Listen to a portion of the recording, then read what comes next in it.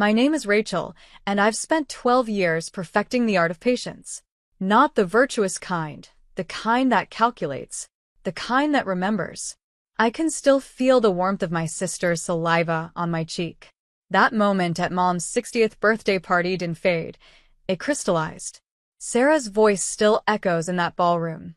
Shrill, sanctimonious, poisoned by envy. You're throwing away her future because you're too selfish to sacrifice for a genius. My hands trembled as I wiped my face, but not from shame. From rage, so pure it felt like clarity. My son Marcus was 11 then. Average, they said. Unremarkable. I watched his shoulders collapse when he overheard their conversation, and something inside me shifted into something darker and more purposeful. I'd said no to Mom's demands. No to raiding Marcus's college fund for my niece Emma's prep school. No to proving my love through financial self-destruction. But that no had cost me everything.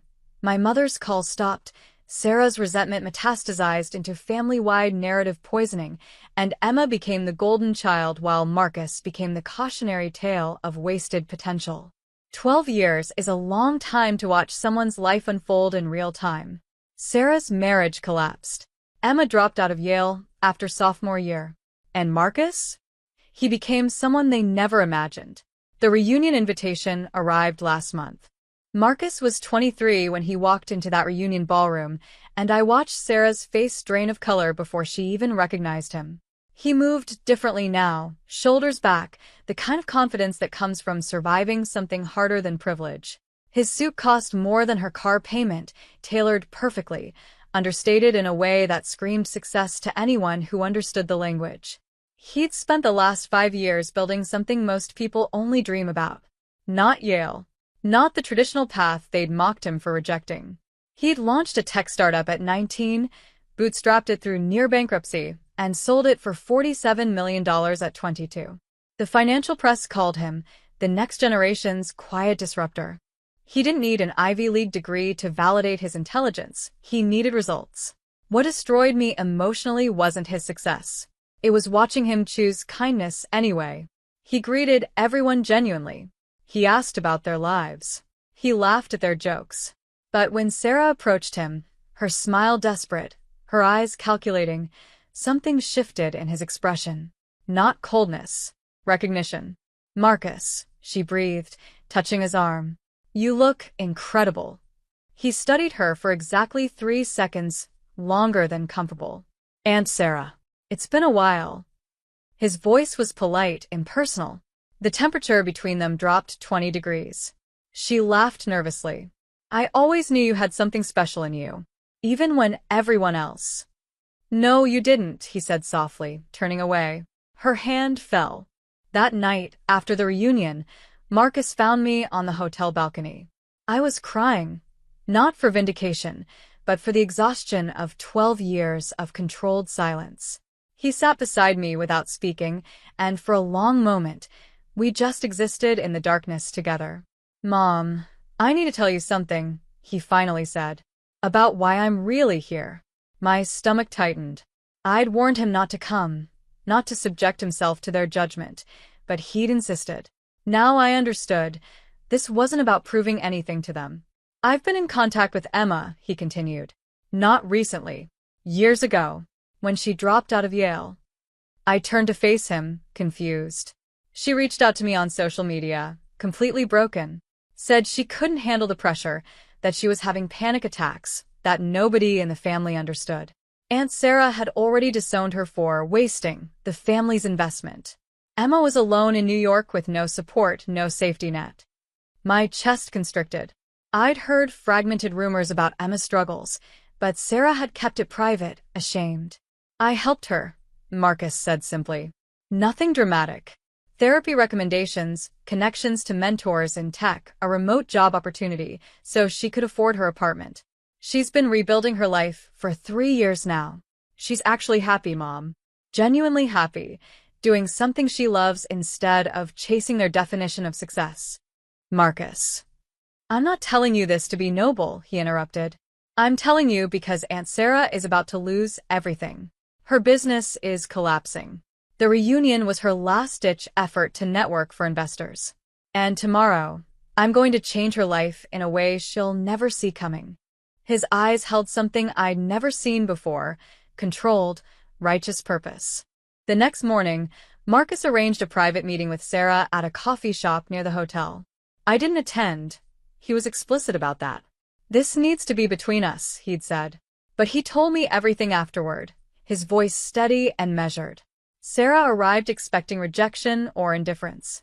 What she got was neither. Marcus had researched her failing business thoroughly. A luxury event planning company hemorrhaging clients, buried under debt, one missed payment away from bankruptcy. He knew the numbers better than she did. He'd watched her decline for 3 years through business publications and industry reports. I'm going to offer you something, Marcus told her, and you're going to listen without interrupting. Sarah's desperation made her compliant. I'm investing $5 million into your business, he said. But not as a gift.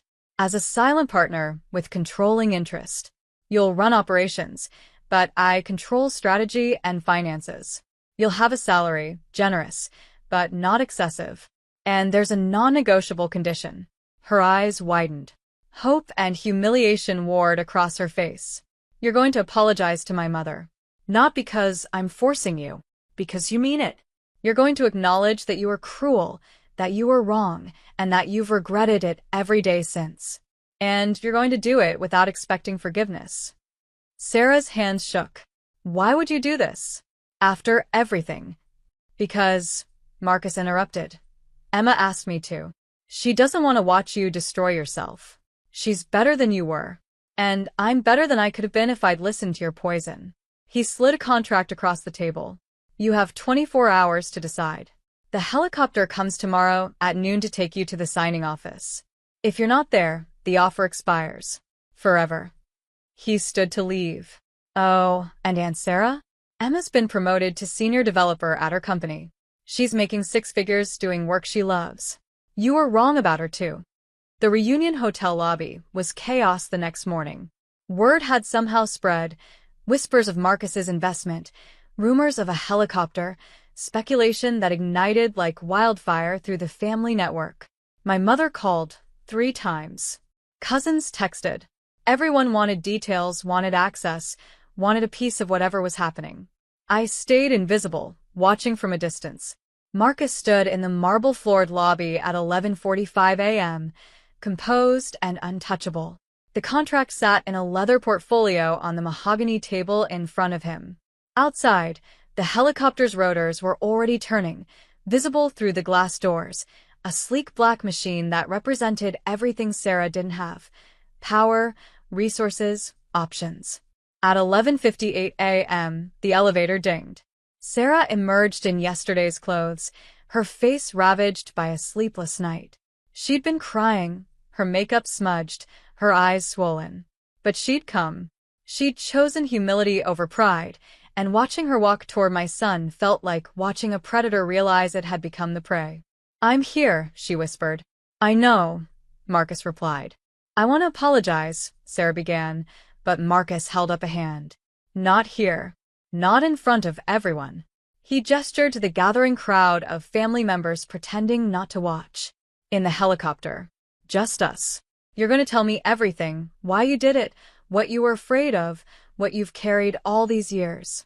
And then we sign the paperwork. Sarah nodded, tears streaming freely now.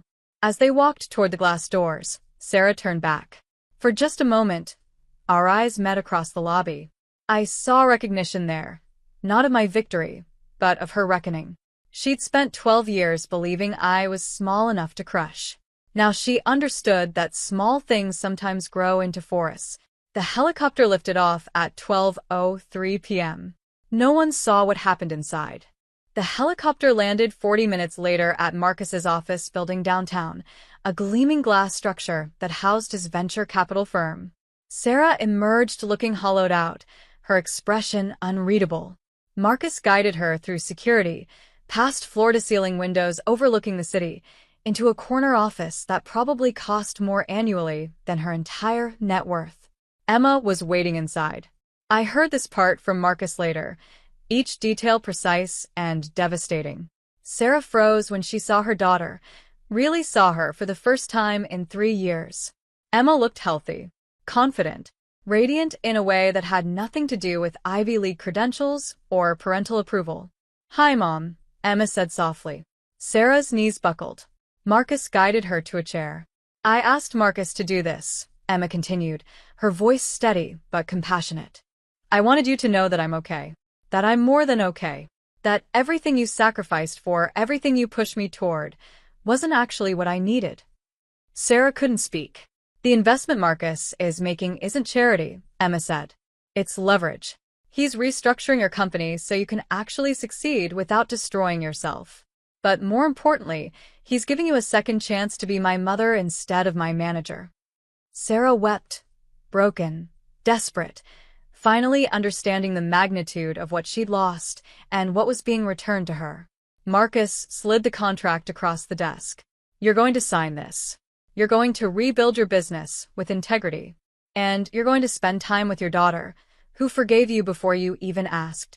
Sarah's pen trembled as she signed. She'd come expecting judgment. She'd received grace instead. And somehow, that was infinitely worse. 3 months later, I received a letter. Handwritten, on expensive stationery, postmarked from Sarah's address. My hands shook as I opened it. "Rachel," it began. "I don't expect you to read this. I don't expect forgiveness. But I need you to know what I've understood in these 3 months that I couldn't see in 12 years. She wrote about the moment in the helicopter when Marcus asked her why she'd done it, why she demanded my son's college fund, why she believed Emma's worth was measured in Ivy League acceptance letters, why she'd spat in my face when I refused. The answer, she wrote, wasn't about Emma's genius or Marcus's averageness. It was about her own terror of ordinariness. She'd weaponized her daughter's potential to prove her own value. And when I refused to participate in that delusion, I'd become the enemy. You were right to protect Marcus, she wrote. You were right to say no. And I've spent 3 months watching him succeed not despite your sacrifice, but because of it. Because you taught him that his worth wasn't dependent on anyone's validation. The letter continued with details of her business's resurrection, Emma's promotion, their tentative weekly dinners where they were learning to be mother and daughter instead of performance and audience. But the final paragraph broke something open in me. Marcus told me something in that helicopter that I'll never forget. He said, "My mother never needed you to believe in me. She just needed to believe in me enough for both of us." That's when I realized what I'd actually been spitting at all those years. Not you, but the kind of strength I was too afraid to possess. She'd enclosed a check. A donation to Marcus's Foundation for Underprivileged Youth, $15,000 in my name. Not redemption. An acknowledgement. I cried reading it, but not the tears I'd expected. These were different. Cleaner. I didn't attend Sarah's business relaunch party 6 months later, but Marcus did. He sent me photos, Sarah cutting a ribbon, Emma beside her glowing with genuine pride, investors signing agreements, a future being rebuilt from the wreckage of ego and entitlement. It wasn't about me anymore. It had stopped being about me the moment I chose to protect my son, instead of appease my family. That's what they never understood about revenge. Real revenge isn't spectacle. It's not the moment of exposure or the public humiliation or watching someone fall. Real revenge is building something so undeniably excellent that their judgment becomes irrelevant. It's becoming so secure in your choices that their validation becomes unnecessary. It's raising a son who turns a success into grace instead of cruelty. Marcus never threw his wealth in Sarah's face. He never made her grovel or suffer beyond what her own conscience demanded. He simply offered her what I'd offered him 12 years earlier, belief. Faith. A second chance. The irony was exquisite. The woman who'd mocked my son's potential had been saved by exactly the kind of character she'd insisted he'd never develop. I see my mother sometimes now. She's softer, quieter, finally understanding that love isn't a hierarchy of achievement. Emma calls me on my birthday. Sarah and I have coffee occasionally, conversation that's still careful but no longer weaponized. The spit on my face became a catalyst. The rejection became a compass. The no, I spoke in that ballroom 12 years ago echoed forward through every choice I made, every boundary I held, every moment I refused to sacrifice my son's future for someone else's ambition. They thought they were breaking me. They were actually building me. And in the end, that made all the difference.